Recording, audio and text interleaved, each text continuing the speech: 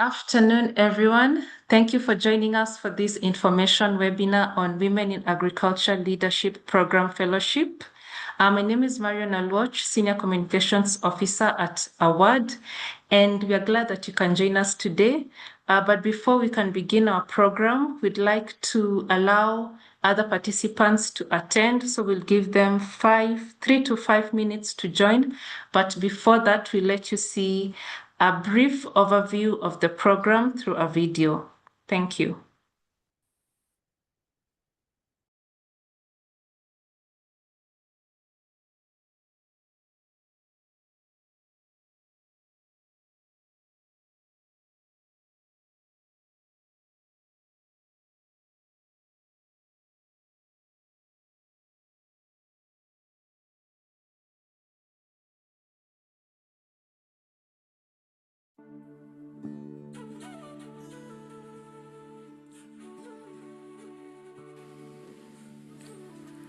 Agri-food systems are important for women's livelihoods, with 49% of agri-food systems workers in sub-Saharan Africa being women. But these women farmers face greater risks and are more vulnerable to the impacts of climate change. Women bear the brunt of climate change. Despite the critical role they play, women remain substantially underrepresented in agricultural research leadership. Less than 25% of agricultural researchers are women and fewer than 7% are in leadership.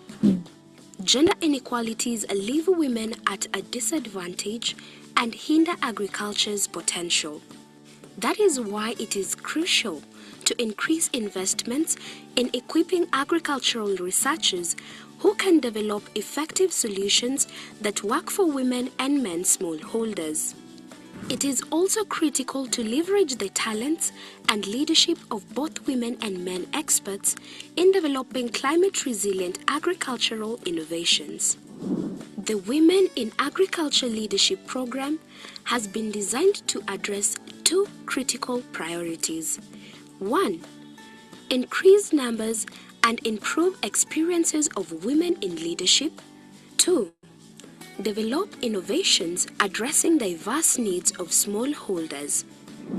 An initiative under the Africa-Australia Partnership for Climate-Responsive Agriculture, the program is implemented in 6 African countries: Egypt, Ghana, Morocco, Nigeria, Senegal, and Sierra Leone.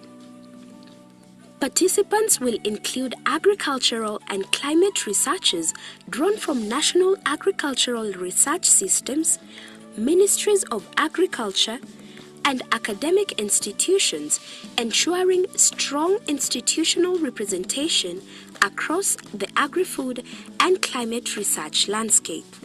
The program takes a two-pronged approach that includes a career development fellowship for women researchers and an institutional strengthening program for national agricultural research organizations. Through the fellowship, up to 300 individuals will be selected to participate in activities that will combine leadership development, mentoring partnerships, and technical excellence to strengthen their ability to lead the development and uptake of climate-resilient technologies. The institutional strengthening program will work with 5 institutions to enhance skills of African researchers and institutions to foster gender-responsive, climate-resilient agricultural innovations. At the end of the program, we will have, together with our partners, unlocked women's leadership potential and fostered research partnerships, enhanced capacity of institutions to integrate gender in their policies and practices, fostered commitment to promoting gender transformative agriculture and climate resilience. Ultimately, this program seeks to drive inclusive, climate-resilient agriculture for Africa's future.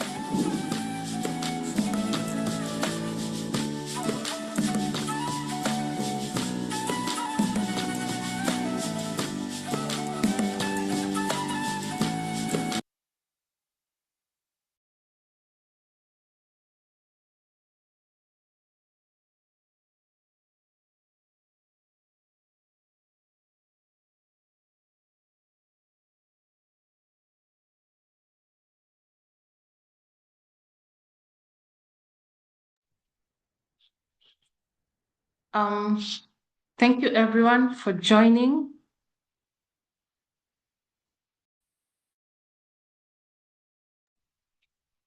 Good afternoon to you once again. Thank you everyone for joining us today for this information webinar on the Women in Agriculture Leadership Program Fellowship. My name is Marion Alwatch and I shall be your moderator for today. But before we can begin the webinar, a bit of housekeeping. We have interpretation services in English and in French. At the bottom of your screen, you will see a global icon. Please click on it and select your preferred language, whether English or French. The webinar is 90 minutes long and it is being live streamed and recorded. We will circulate all of this to you once we have finalized on it.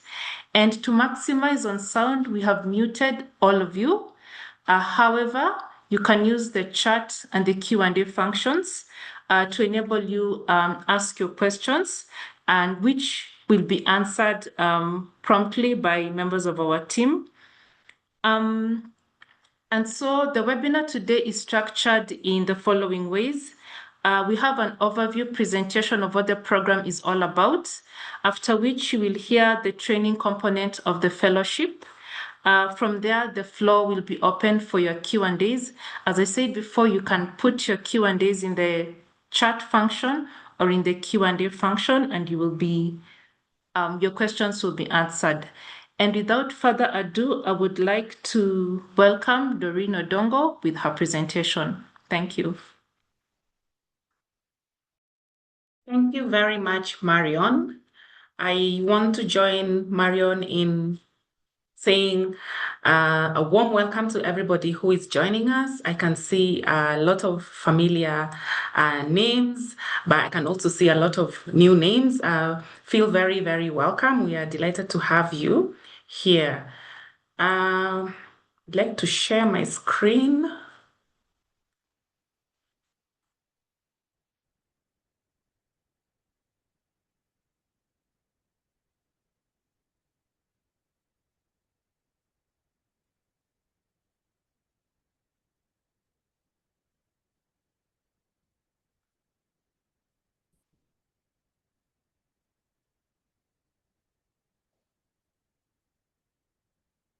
Okay.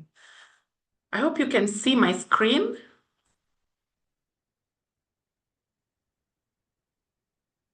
Great. Okay.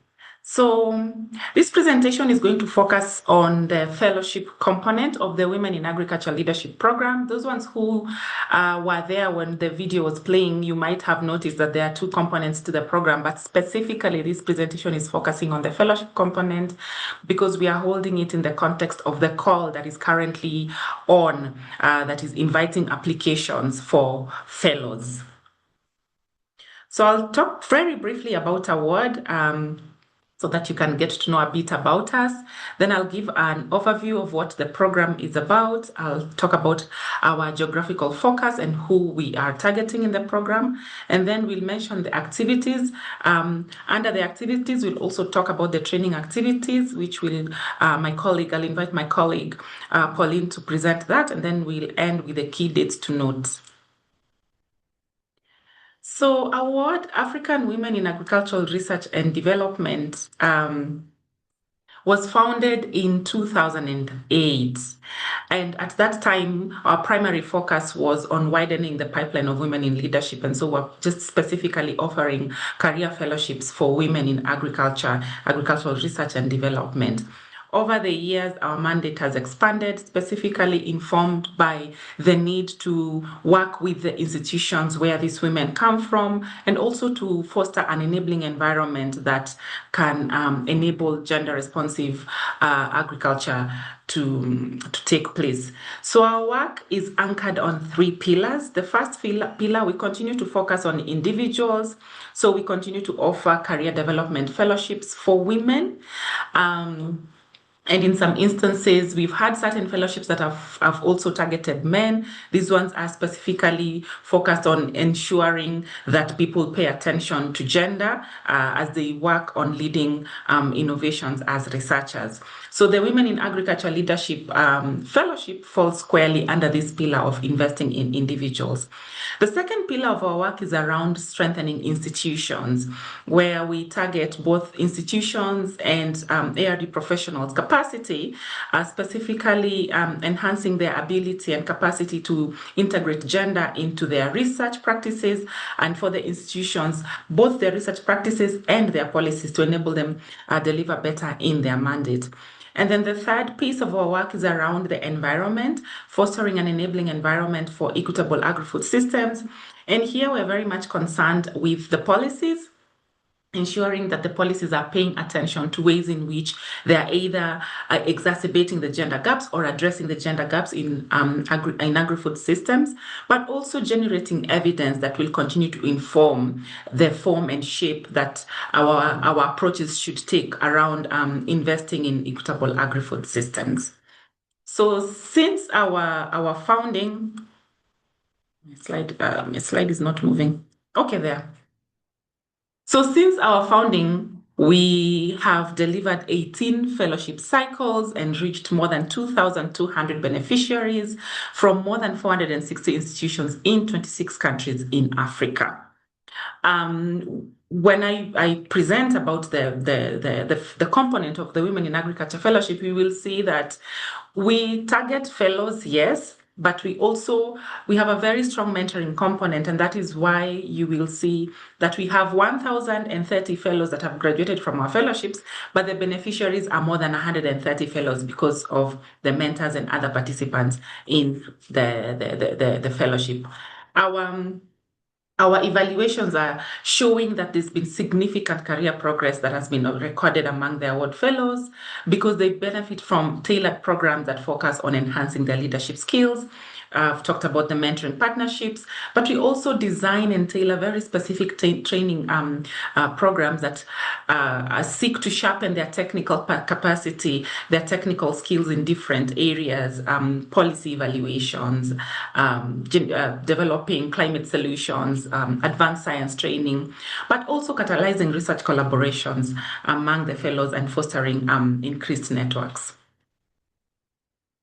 So, about the Women in Agriculture Leadership Program Fellowship, it is, of course, informed and anchored on the award fellowship model, which we have refined over the years and really enhanced.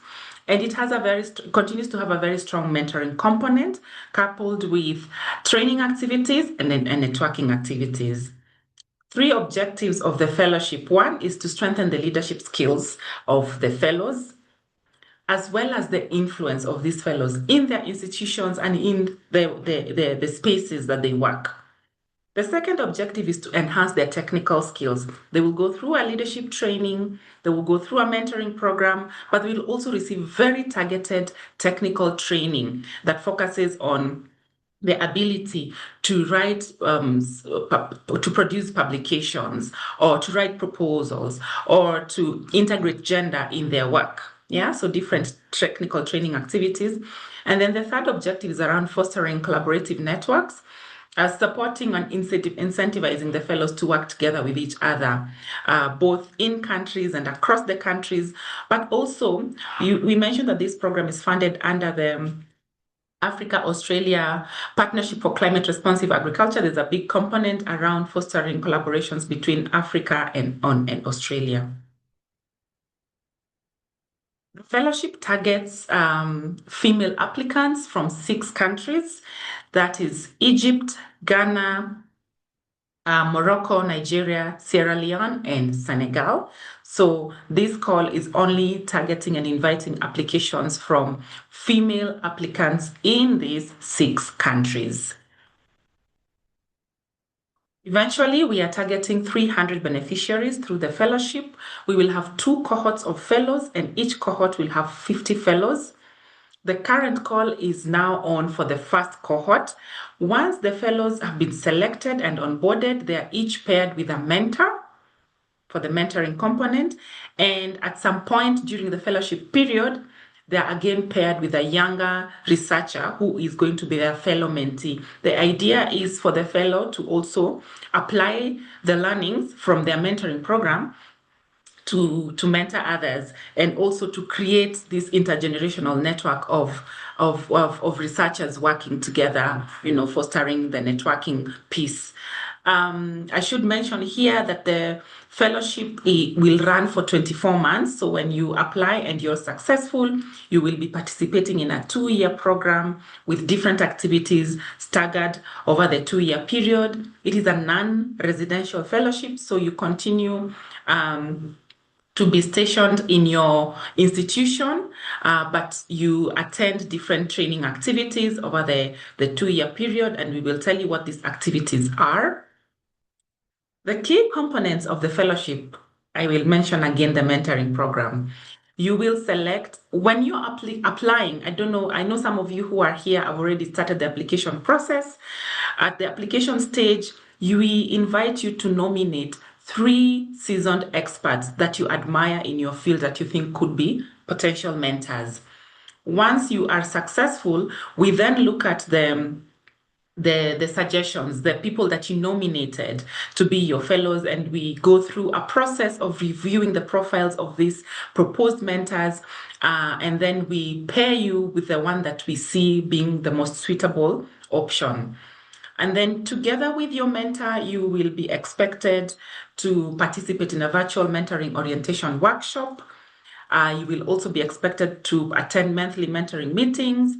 We provide you with various tools to guide you through this mentoring program. It's a 1-year mentoring program. You and your mentor will walk a 1-year mentoring journey. We give you different tools.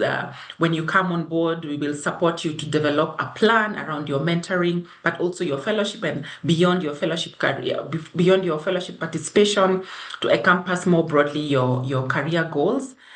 And then after 1 year, you will select a younger woman, ideally, to whom you will serve as a mentor. So now, in this case, you refers to the fellow. And together with your fellow mentee, you will carry out role modeling activities, preferably in the institutions or in the communities where you are situated. The second component is technical training. The technical training courses, which are designed to build technical competencies in different subjects, including gender responsiveness, climate resilience, proposal development, and how to foster collaboration. My colleague, I'm going to invite her to talk about the specific training components. But the last piece is around collaborative activities, where we incentivize and support you to work together with each other. When I say you, in this case, I refer to the fellow.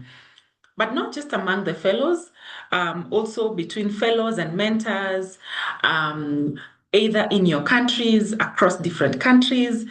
There's a strong component around collaborations.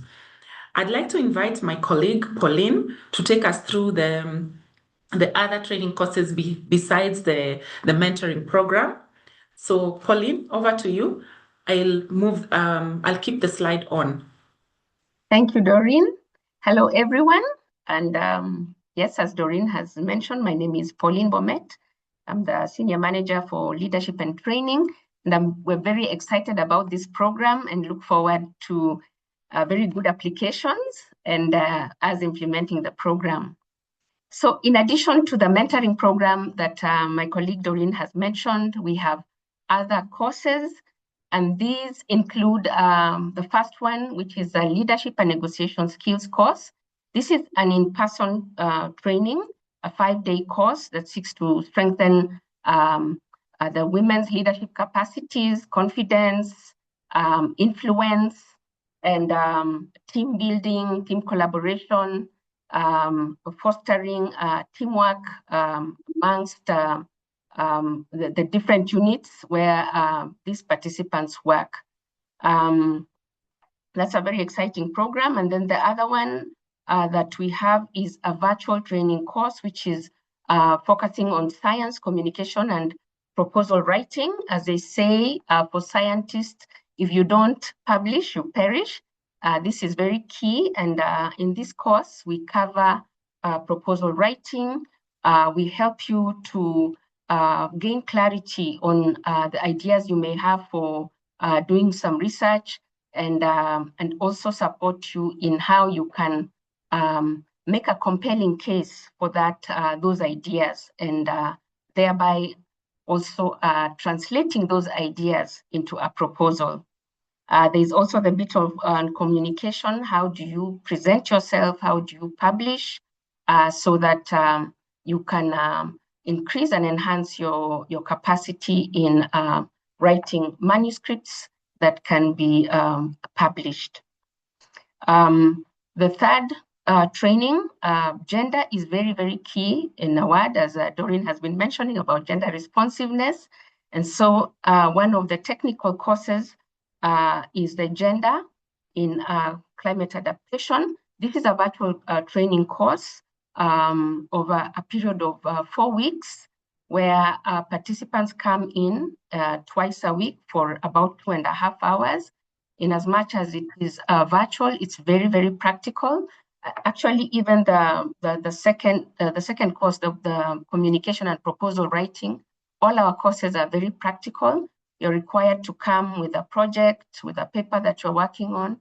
And in the case of gender, you will bring in the work that you're researching on, and will help you to, first of all, understand why gender is important, why gender responsiveness is important in your research, and then help you to learn how to identify gender gaps and how you can integrate gender in your work. There are concepts we teach, and these are very key, because once you go through this course, we envision that you will be able to at least articulate, gender, why it's important, and articulate also,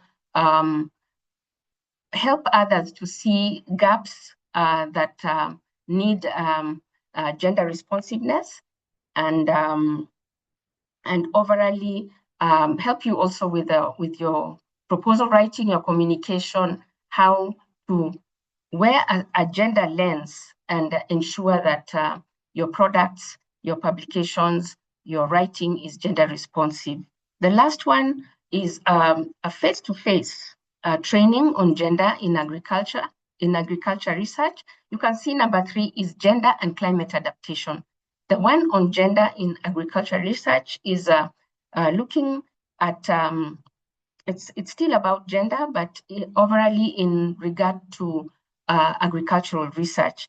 And I think this is the one where you will also train along with the institutions that Doreen had mentioned, so that, because you are placed in institutions, right? So this course will help you to be a champion, somebody who can advocate for gender, because you will gain a strengthened awareness of what gender is and the gaps. We will be happy to answer any questions, but I hope these programs and this menu that we have, we are presenting, will help in enhancing and exciting you to apply for this very important and exciting fellowship. Thank you, Doreen. Over to you. Thank you, Pauline. Thank you very much for breaking down the training courses and what it entails.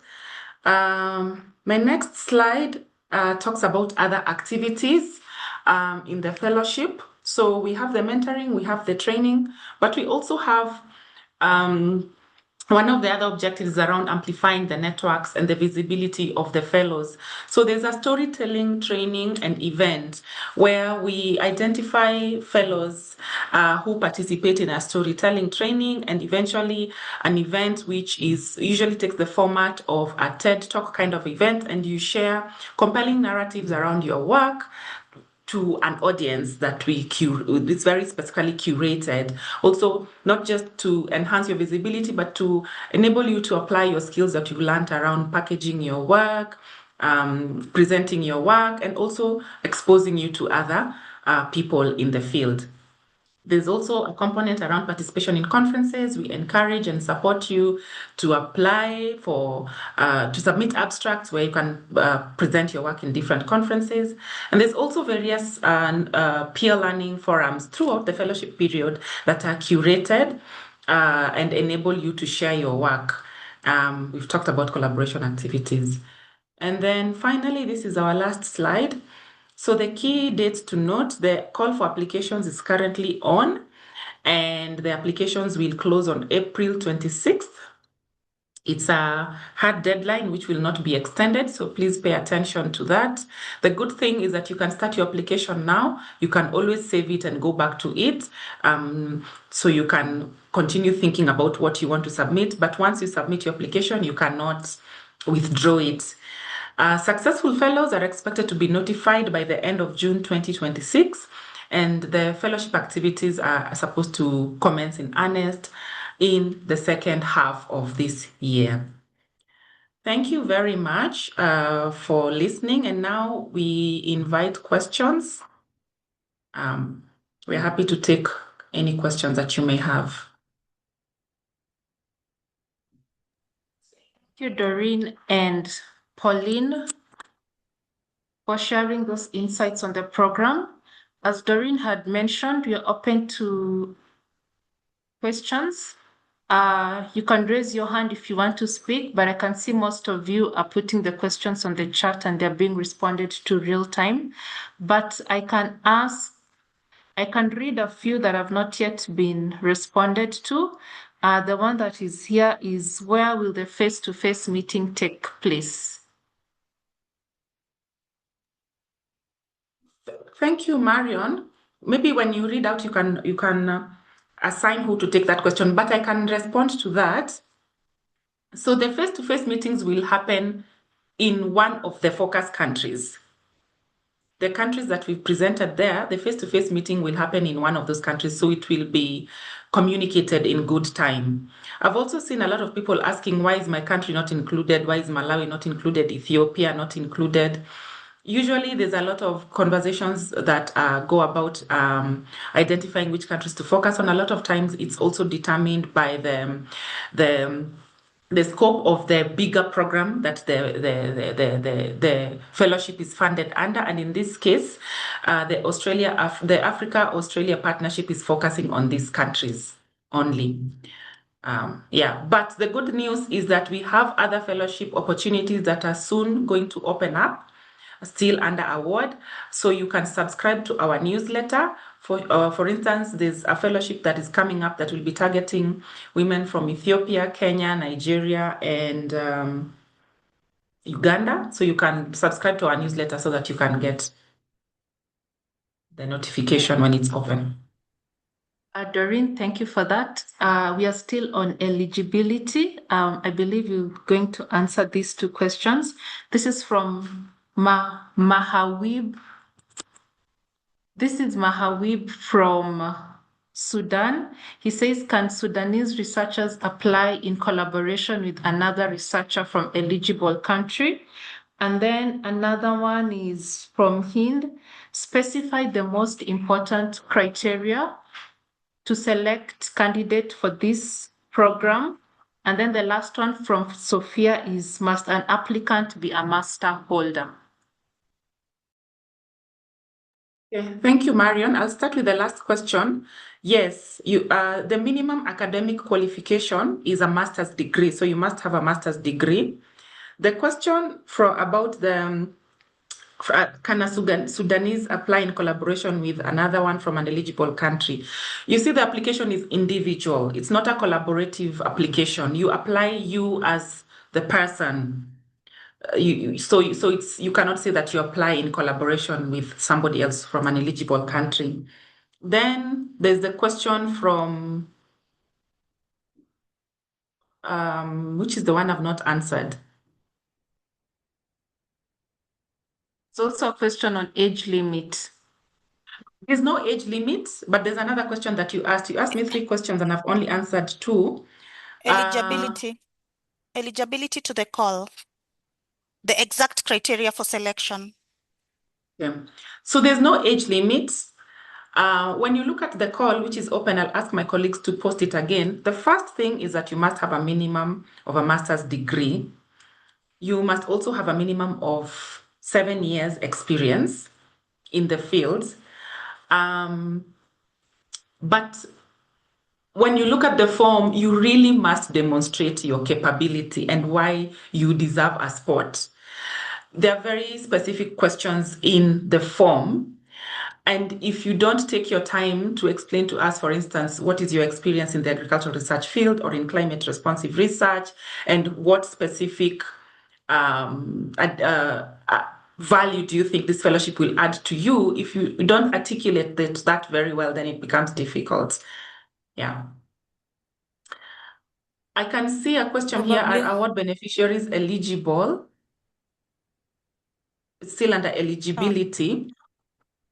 If you're an award fellow, you're not eligible. If you've already gone through as a different award fellowship, then you're not eligible. Back to you, Marion. Thank you, Doreen, for the answers. You can put your questions in the chat. They're being answered real time. Alternatively, you can put them in the Q&A, or you can also raise your hand.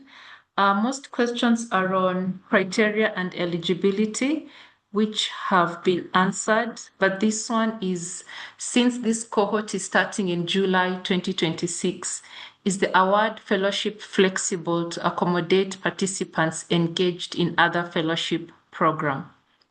Doreen?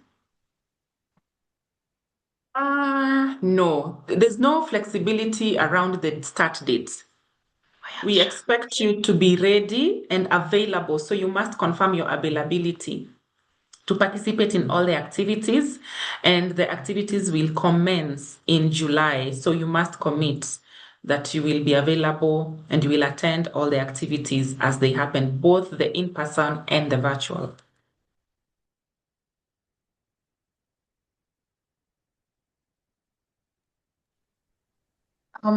Thank you, Doreen. The next question will go to Pauline. Can applicants from the same institution apply where the mentors are? Pauline? I need to see the question, but yeah, I think applicants can apply. Applicants can apply from the countries that my colleague has mentioned. Once the selection has been done, we do the pairing of mentors, bringing on board mentors. And there are times you will find that a mentor can actually be from the same institution.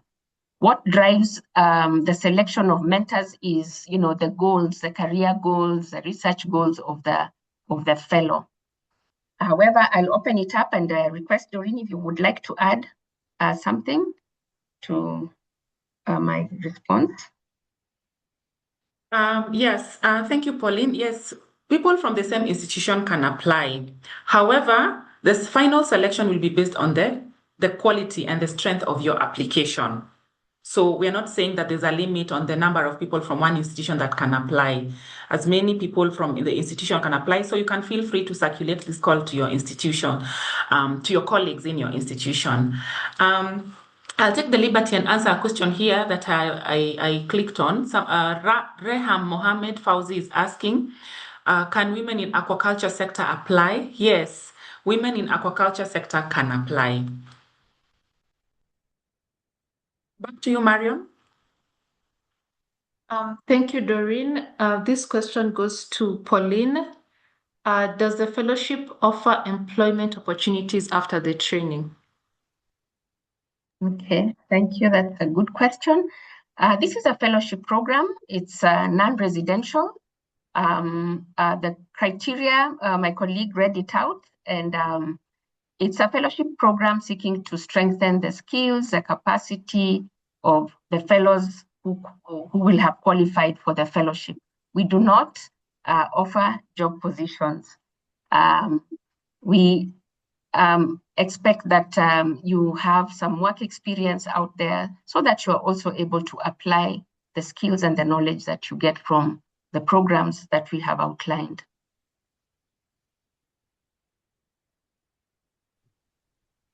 Pauline, thank you for that. Doreen, I'll take this with you.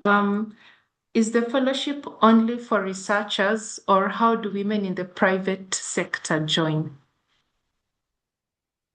Yeah. Thank you, Marion. So if you're in the private sector, you must demonstrate how the work that you're doing has an innovation component in it. Ideally, we target researchers from agricultural research and development institutions. But if you work in the private sector and there's some research work in your private sector, you just have to demonstrate that in your application.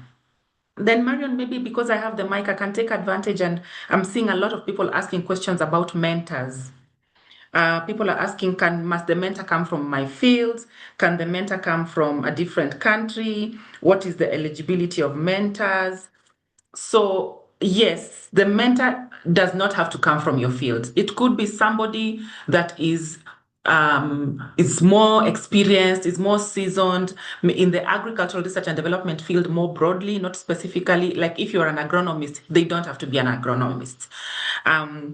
They also don't have to be from your country, but we really must see how they're going to get to be committed to the mentoring program, because we require you to meet monthly. You can meet virtually.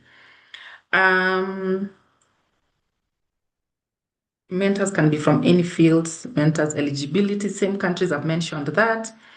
Somebody is asking about the 7 years. I think I've seen that coming up many times. The 7 years experience. I think and this person is asking even if this takes into account the PhD years. I think if you have 7 years experience post-masters, you automatically qualify. Or if you have 7 years experience, including the time that you've been doing the masters, post your first degree, and you have a master's degree, you qualify. Then let me go back to the mentor's question. Can the mentor be a male? Yes. Mentors can also be men and women. Only the fellows are women, but the mentors can be men and women. I'll hand over back to you. Thank you, Doreen. This next question goes to Sharon. I know in the criteria you say that it's mid-career researchers, but one of the participants has asked, can early career researchers also apply? Yeah, thank you so much, Marion.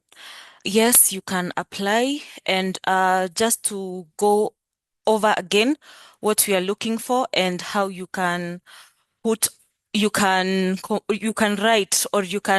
a compelling application. So one of the things that we look at after your application is looking at the eligibility criteria. Are you a female? Are you from the countries that have been highlighted? Then have you completed your master's degrees? Just looking at in generally. Then are you in the agricultural field? Now that is on the first step when it comes to selection of the participants.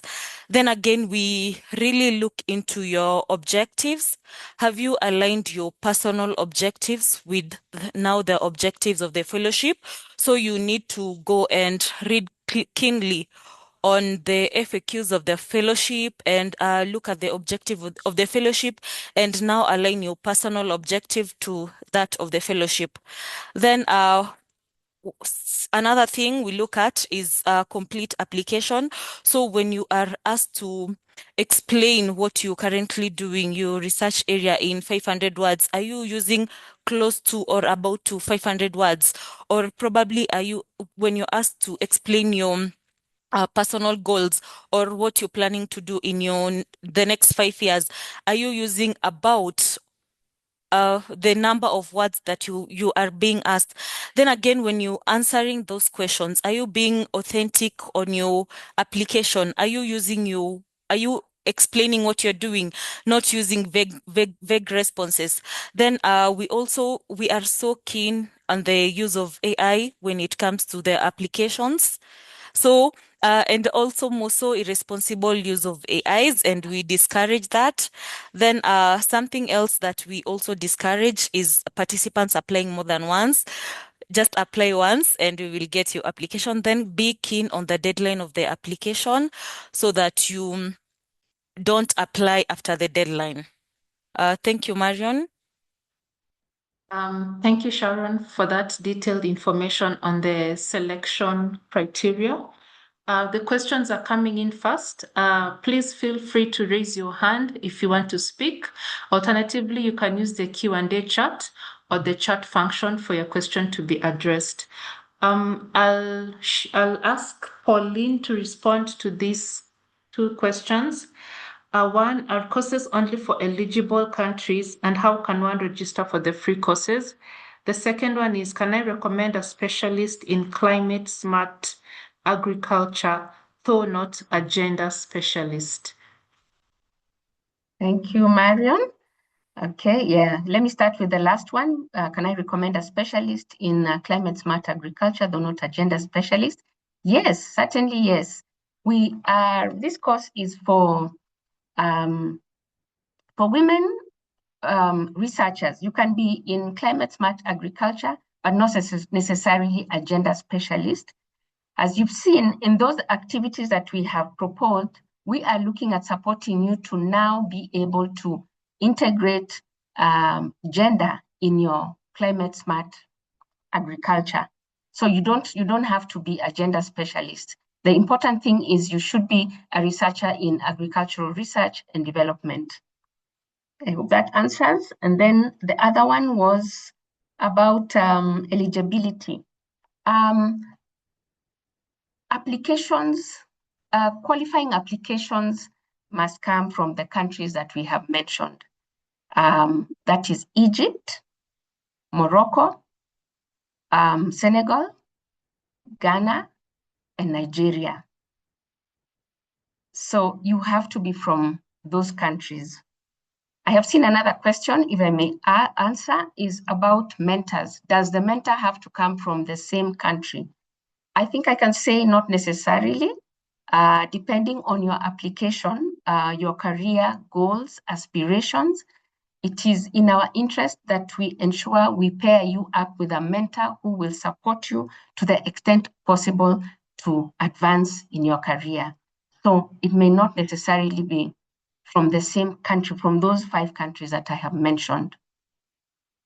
Sometimes you may even have somebody in your country, as a senior, very experienced scientist, who may not be from that, a national of that country. That person can be your mentor. And they can also come from, they may not be necessarily located in the eligible countries. The key thing is now the technical expertise, the leadership that mentor can avail to you so that you can advance in your career. Thank you. Thank you, Pauline, for that question. Another question from Abolaji. I'll let Sharon respond to this. Abolaji says he previously worked at International Institute of Tropical Agriculture, but is currently an independent consultant, and he's back in his country in Nigeria, and has also completed his master's at the University of Glasgow in UK. The question he asks is, which of these institutions will be appropriate for these applications? For this application, I believe I meet the other eligibility criteria. Thank you, Marion. I believe she is asking about what to put in her current institution. So my question to them will be, what are you currently doing? Just put it to us what you're currently doing. Are you consulting in a farm? Are you still at the university? So just put it as it is. Then, as I had said earlier on the application, just put your case for yourself. Then the selection committee will decide. Thank you, Marion. Then, while on that, I've seen a question on opportunities for other women that do not have masters. Yeah, and now with that, I've also seen a question, someone asking whether there are opportunities for people in Kenya or East African countries, Uganda, and other countries that are not mentioned. Yes, there are other opportunities, not this particular fellowship, but there are other opportunities, and I would encourage you to subscribe to our newsletters so that you are the first person to get information from us as we launch now the call of application for other programs. Thank you. Sharon, the next question still goes to you. Can one modify the application if they have already submitted it? No, you cannot modify an application once you have submitted it. But if you feel like you have other things that you need to do to your application, you might as well as start a new application, but you cannot modify. Thank you, Sharon. The next question will be answered by Doreen. Is the fellowship online or in person in Australia? Okay. Thank you, Marion. The fellowship is blended. It is a hybrid program with some activities offered and that require face-to-face participation and some that require virtual participation. The activities that require face-to-face participation are all held in Africa, in an African country that is among the target countries of the program. Maybe now, because I have the mic, I can also answer some questions. There was a person who was asking if there's a fee to attend the training. No, there's no participation fee and there's no application fee. There's also somebody who was asking if this fellowship can fund her PhD research. No, the fellowship does not fund PhD research, just strictly the costs for participating in the leadership programs and other fellowship activities. There's somebody who has also asked about the ones who are fresh from college, if they can apply. No, you must demonstrate your experience, and you must have at least 7 years experience in this field. You must demonstrate what you've been doing in these 7 years and how they are relevant to what the fellowship will offer in terms of enabling you to advance the work that you're doing in agri-food systems. Then I want to talk briefly about, I can see a lot of questions about mentors and mentoring. Let me mention some benefits to mentors also in this program. While the mentors come in as seasoned experts and primarily what we want to do is to pair them with the younger fellows so that they can guide them on how to sustain their careers in this field, we also recognize and appreciate that they will require themselves support as they volunteer their time. And so the mentors benefit by attending the mentoring orientation workshop, so they get trained on how to do structured mentoring. But we also have an opportunity for the mentors to apply for a competitive fund to participate in conferences or to do some seminars in their institutions. So I know there are some of us who are on this call who would be very good candidates to be mentors. So just to mention to you that you will also benefit from some of these programs. And the gender in climate adaptation course is also open to other people beyond the fellows, so mentors can also attend this course. I want to go back to the question around institutional affiliation. The lady who used to work with IITA and has finished her course at Glasgow. Institutional affiliation is very key. It must be the institution that you're currently affiliated to. Because if you put in the form that you are an employee or a staff of IITA and you're successful, we will require you to provide endorsement from your institution. So the institution must endorse and say that Doreen works for award and we endorse her participation in this fellowship. Then, while I'm still here, I can see if Luapo asking, can mentors be previous fellows of award? Absolutely, yes. We really welcome previous award alumni to participate as fellows. Is there any opportunity in Ghana? Yes. Ghana is one of the target countries. Back to you, Marion. Doreen, there's one more question on mentors. If mentors are not available, will award give a fellow a mentor outside the three that she's supposed to nominate? Yes, thank you for that question. If the three that you've nominated are not available or suitable, award can always recommend some fellows, possible mentors for you. Then somebody I think has asked many times, how many months is the program? I mentioned at the beginning, it is a 24-month fellowship. So when you apply, you're going to be in the program for 24 months, but I just want to emphasize that it's a non-residential fellowship, which means that you don't have to resign from your work. You're not going to go away to a different country. You will continue being affiliated and stationed in your country and in your institution. But you will have to attend the face-to-face activities. Mostly, my colleague Pauline presented some of the face-to-face courses take 5 days, so you'll be required to be away for maybe a week. And then the virtual courses take place throughout a period, maybe 2 hours every session. Doreen, this question still goes to you. What if the applicant is not currently affiliated to any institution? Okay, thank you. That's a good question. Then you must tell us what you're doing now, because we are targeting people. Remember, we are targeting women who are working in agricultural research and development, and specifically who we have a strong focus on climate resilience. So you must tell us what if you're not affiliated to any institution, how is your work, the work that you're doing now, relevant to the fellowship? Thank you, Doreen. The next question, I'll pass it on to Pauline. As a PhD student, can the fellowship assist with research work and funds to collect data and do laboratory work? Okay, thank you for that question. This fellowship, this program does not give funds. We don't have scholarships. It's a residential program.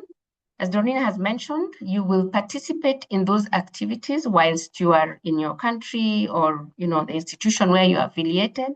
We will call on you to participate in the different courses that we have, and that is now what the program is offering. We don't offer funding, scholarship for your PhD or your studies, or even for your research out there, except for what is proposed in the program. Yeah, and I can add, I've seen some questions on mentors again, and I think Tekla has responded, but just to emphasize, this fellowship is targeting women. Yeah, it's targeting women. The women apply. But in terms of mentoring, the mentors can be either male or female. The mentors don't necessarily have to be female only. Men are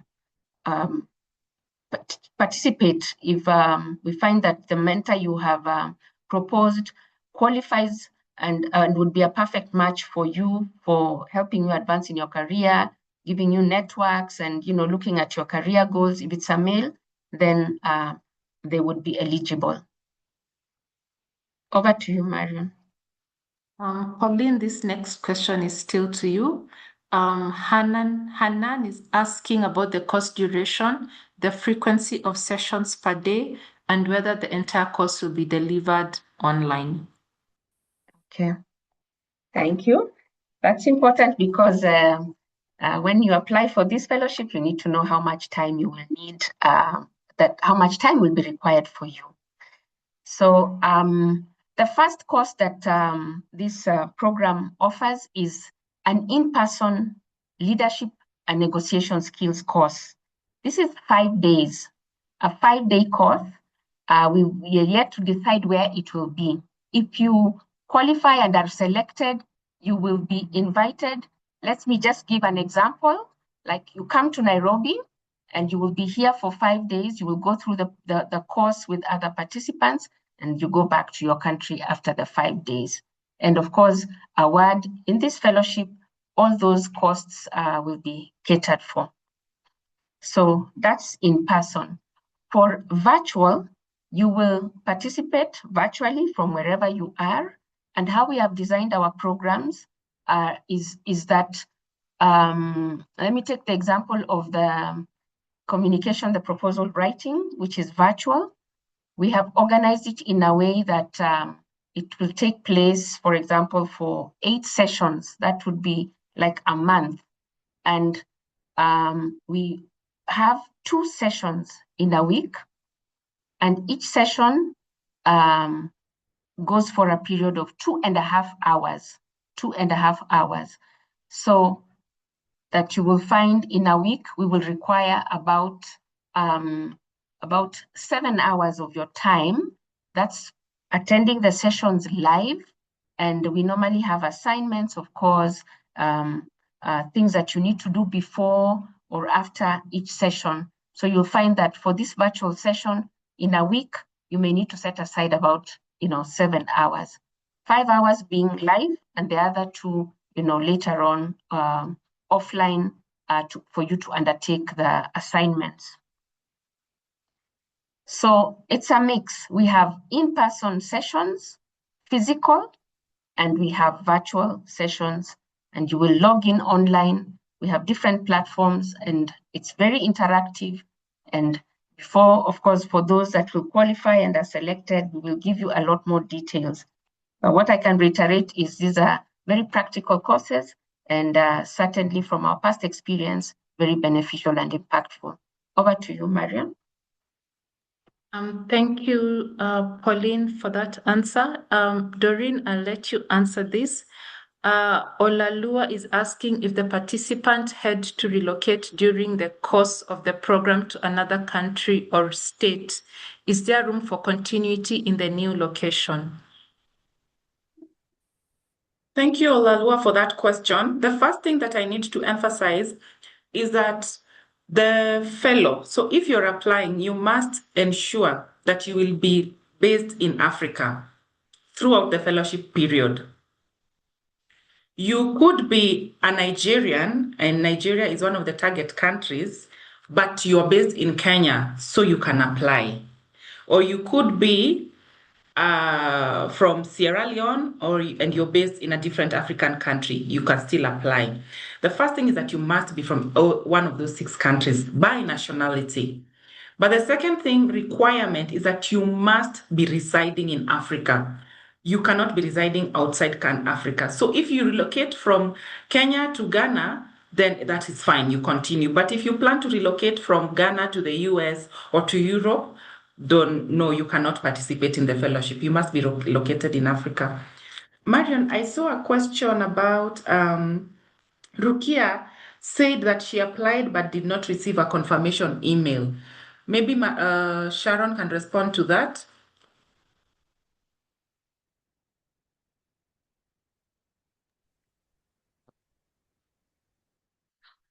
Hey, yeah. After your application, you're supposed to receive an email from JotForm coming from Award, telling you that this is your application and this is what you wrote. So probably you did not submit your application. Kindly go back and check if your application was submitted from your end.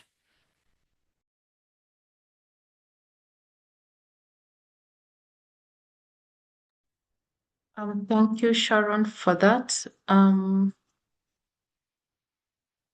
This question from Dr. Noha: can I apply if I'm employed at a research institute but currently on child leave? But currently on child care leave while still able to work remotely for the institute? Can take that one, Marion. Yes, if you're on childcare leave, that is fine, so long as you can demonstrate that you're affiliated to that institution and that they will be able to endorse you, because you must submit an institutional endorsement letter upon your selection for you to be able to be onboarded into the program. Somebody is asking, Sheme, can you send it to us, the fellowship program? I don't understand what you mean. I don't know if you're referring to the recording or the proposal or the call, but I believe, Marion, that we shall be sharing with all the webinar participants the recording, the presentation, and the call. Right, Marion? Yes. The recording and the live streaming will be shared.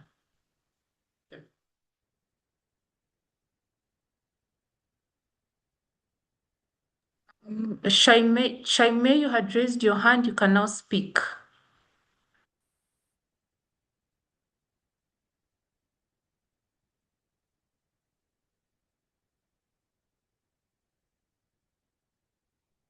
Hi, do you hear me? Yes, we can. Please go ahead. Thank you for the presentation. It's so interesting.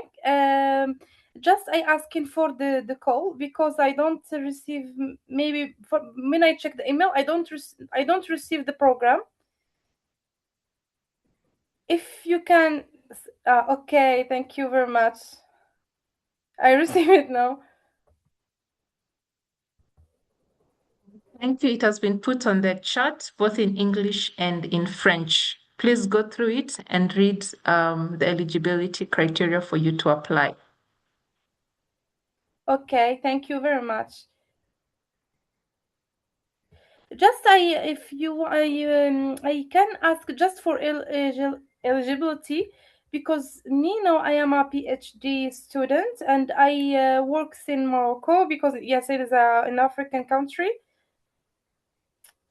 but I'm working just recently.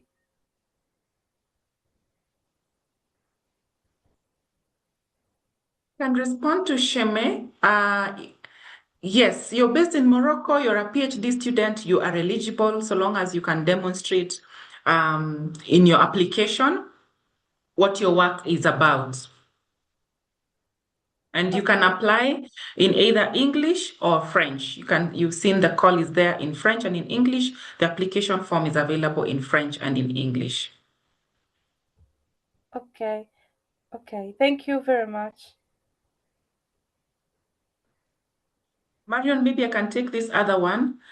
Is there an age limit? No, there's no age limit. You just have to be a female African researcher from any of the 6 eligible countries, which are Egypt, Ghana, Morocco, Nigeria, Sierra Leone, and Senegal.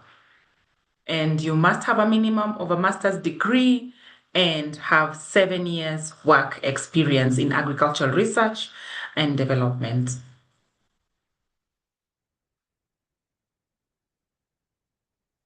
Thank you, Doreen, for that. Please note that eligibility criteria and all the links are being posted on the chat, so take note of that. This question goes to Pauline. How long does the fellowship last? Okay. Yeah, this fellowship lasts for 24 months. 24 months. All those programs that we outlined, all the activities that we've shared, we presented, will take place within those 24 months. Thank you, Pauline. And if you have masters but not a researcher, but a professional in agriculture sector, is a person eligible? Doreen? Okay, thank you for that question. Ideally, we are targeting women researchers because we are targeting professionals whose work is about developing solutions for smallholders. So if you're not a researcher, then maybe what you need to do is demonstrate how you're developing solutions. So I'm not sure. We are primarily targeting women researchers.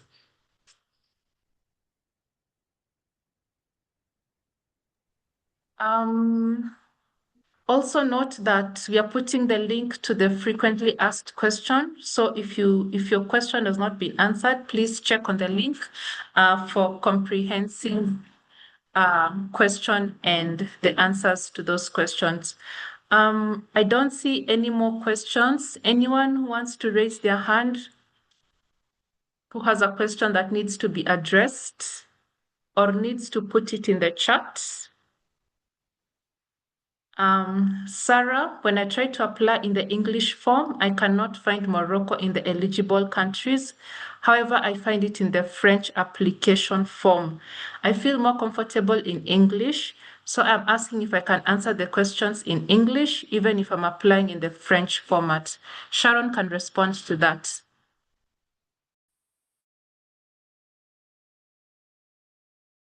Yeah. Thank you, Marion. I will pass it to Doreen. Okay. Yes, Sarah, you can apply in English. So long as you are from the eligible countries, it's fine. You can apply in English. Grace is asking how many participants will be selected. Each cohort will have 50 participants. We are targeting 2 cohorts. The call that is currently open is for the first cohort. We will select 50 fellows, and then the call for the second cohort will be released towards the end of the year.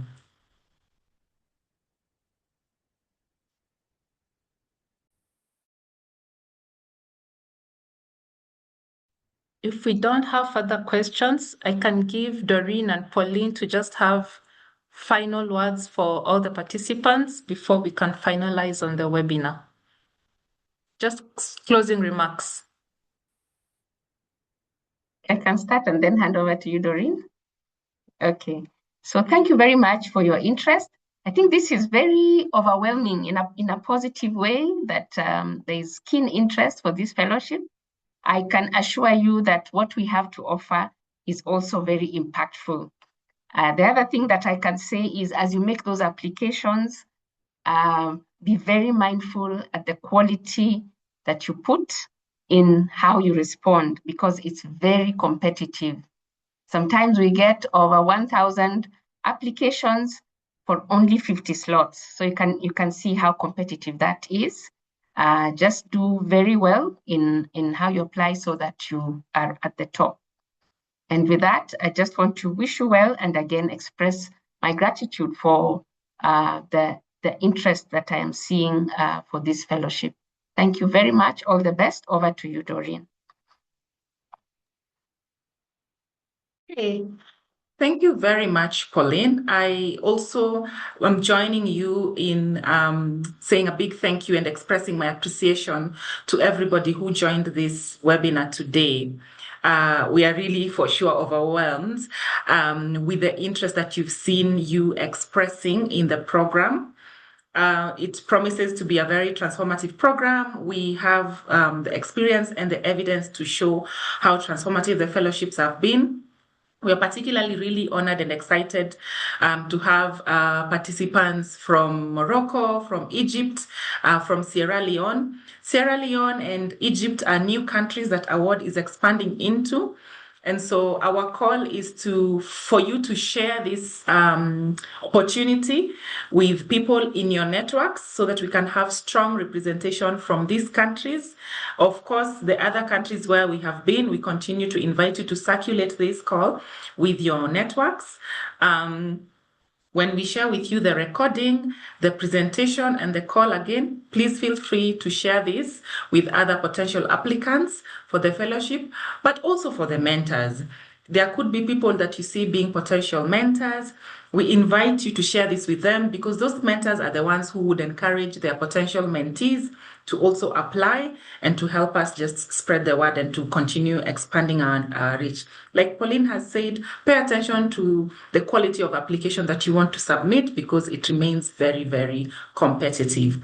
I just want to emphasize that you should feel free to apply in the language that you're comfortable in. The training will be offered in both French and in English. So we have a pool of very capable, qualified international trainers who deliver in English, and we have those ones who also deliver in French. So worry not.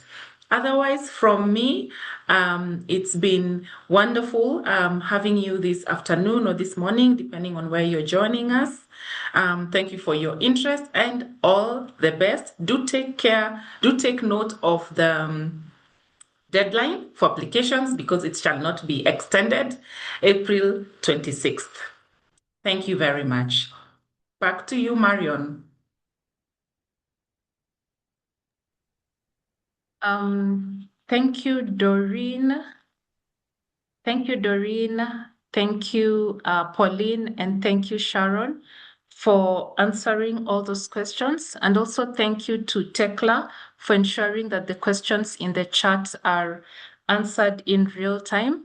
Thank you also for all the participants who are able to join the webinar. The questions you shared, we'll put all the questions together and add them to the frequently asked questions so that you'll be able to reference them when you want to. As we said earlier on, that the webinar was being live streamed and recorded. So we'll share the link with you so that you'll be able to go through it and just get to learn more about the program. And since we have no more questions, I'd like to thank you all for taking time for joining us today. We hope you gained deeper insights on the eligibility criteria, how to apply, and what is required of you for this fellowship. As Doreen also mentioned, please help us to spread the word around within your networks concerning the call for application.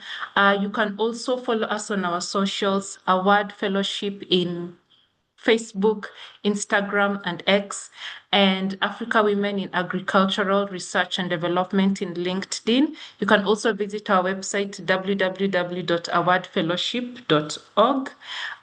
Once again, I say thank you for all of you. Thank you for joining us and have a wonderful rest of your day. But before you leave, we want to play the French version of the video we played at the start of the webinar. That's basically showing you what the program is all about, but in French.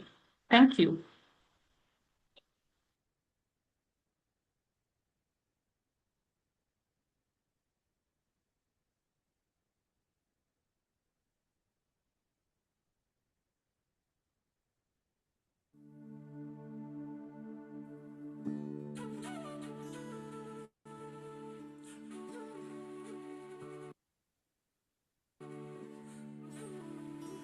Les femmes sont au cœur des systèmes agroalimentaires en Afrique. En effet, elles représentent 49% de la main-d'œuvre du secteur. Pourtant, malgré ce rôle central, de nombreuses femmes sont encore confrontées à des inégalités qui limitent leur accès aux ressources et aux opportunités économiques. Ces contraintes renforcent leur vulnérabilité face au changement climatique et fragilisent leurs moyens de subsistance. Cette situation se reflète également dans la recherche agricole et dans les instances décisionnelles où les femmes restent largement sous-représentées. À ce jour, elles représentent moins de 25% des chercheurs et moins de 7% d'entre elles occupent des postes de responsabilité. Ces inégalités limitent non seulement les opportunités ouvertes aux femmes, mais freinent également le potentiel de développement du secteur agricole en Afrique. Dans ce contexte, il est essentiel d'augmenter les investissements visant à soutenir et à former les chercheurs afin qu'ils puissent développer des solutions adaptées aux besoins des petits exploitants, y compris les femmes. Il est tout aussi important de valoriser les talents et le leadership des experts pour concevoir, promouvoir et diffuser des innovations qui soient inclusives, équitables et durables. Le programme de formation sur le leadership des femmes dans l'agriculture a été conçu pour répondre à deux priorités majeures. Premièrement, augmenter le nombre de femmes et renforcer leurs compétences et leurs expériences en matière de leadership dans la recherche agricole. Ensuite, stimuler le développement d'innovations qui répondent aux besoins diversifiés des petits exploitants et tiennent compte des spécificités des systèmes agroalimentaires en Afrique. Cette initiative s'inscrit dans le cadre du partenariat Afrique-Australie pour une agriculture adaptée au climat. Le programme est mis en valeur dans 6 pays africains, à savoir l'Égypte, le Ghana, le Maroc, le Nigeria, le Sénégal et la Sierra Leone. Les participants sont des chercheurs spécialisés en agriculture et en climatologie, issus de systèmes nationaux de recherche agricole, des ministères de l'agriculture et des institutions universitaires. Cette approche vise à garantir une représentation institutionnelle forte et diversifiée dans l'écosystème de la recherche agricole et climatique. Le programme repose sur une approche à 2 volets. Le premier volet, développement de carrière destiné aux chercheuses. Le second volet est celui d'un programme de renforcement institutionnel pour les institutions nationales de recherche agricole. Dans le cadre du premier volet, environ 300 personnes seront sélectionnées pour participer à une série d'activités comprenant le développement du leadership, les partenariats de mentorat et l'excellence technique. L'objectif est de renforcer les capacités à influencer le développement et l'adoption de technologies résilientes face au climat. Le second volet implique une collaboration avec 5 institutions dans le cadre d'un programme de renforcement des capacités des chercheurs et des organisations africaines pour promouvoir le développement et la diffusion d'innovations agricoles à la fois résilientes au climat et sensibles à la dimension genre. À l'issue du programme, nous aurons avec nos partenaires révélé et renforcé le leadership des femmes dans la recherche agricole tout en stimulant des partenariats de recherche plus inclusifs et dynamiques. Appuyer les institutions dans le renforcement de la capacité à intégrer la dimension genre dans les politiques et pratiques de recherche. Contribuer à accélérer la transition vers une agriculture plus inclusive, sensible au genre et résiliente au climat. En définitive, ce programme contribuera à une transformation durable des systèmes agroalimentaires en Afrique.